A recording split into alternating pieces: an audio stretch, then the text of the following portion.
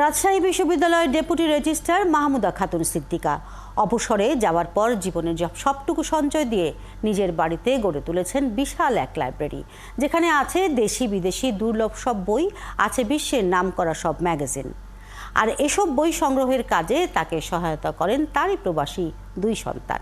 ভবিষ্যতে এই লাইব্রেরি গবেষণামূলক কাজের জন্য উন্মুক্ত করতে চান বইপ্রেমী মাহমুদা। মেহেদী হাসানের তোলা ছবিতে রাশিদুল হক রুশোর প্রতিবেদন।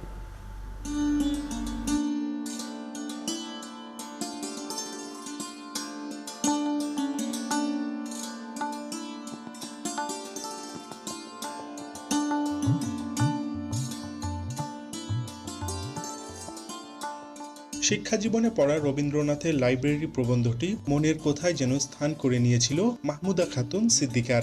তাই তো পড়াশোনা শেষে কর্মজীবনে যোগ দেন রাজশাহী বিশ্ববিদ্যালয়ের কেন্দ্রীয় গ্রন্থাগারে।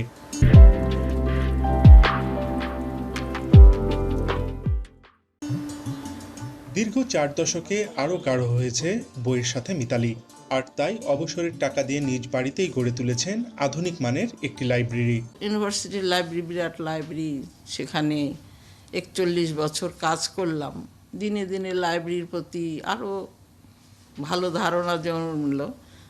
তখন ইচ্ছা ছিল যে যদি কখনো পারি একটা পাবলিক লাইব্রেরি করার ইচ্ছা। আমি যখন রিটায়ারমেন্টের টাকা পেলাম তখন আমার ধারণা হলো যে এখানে 4 তলাটা পুরোটাই লাইব্রেরি করব।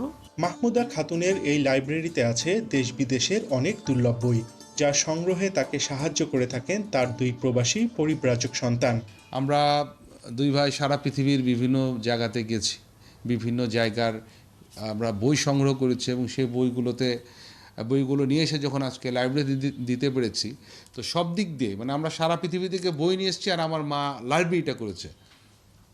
সো দুটো একসাথে যখন হয়ে গেছে তখন এটা একটা পরিপূর্ণ একটা মানে আমার কাছে পৃথিবীর বেস্ট জায়গা মনে হয়। এদিকে থরে থরে শুধু সাজিয়ে রাখাই নয়, দুর্লভ বইগুলো যেন পড়ুয়া মানুষদের গবেষণায়ও কাজে লাগে এমন ব্যবস্থাই করতে চায় বইপ্রেমী এই পরিবারটি।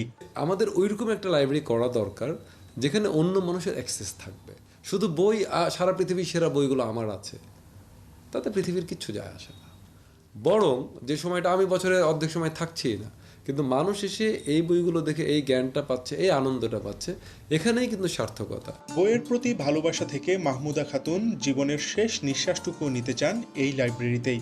আর তার এই কাজের মধ্য দিয়ে অন্যরা অনুপ্রাণিত হবে, এমনটাই প্রত্যাশা এই বইপ্রেমীর। রাশিদুল হক রুশো, ৭১, রাজশাহী।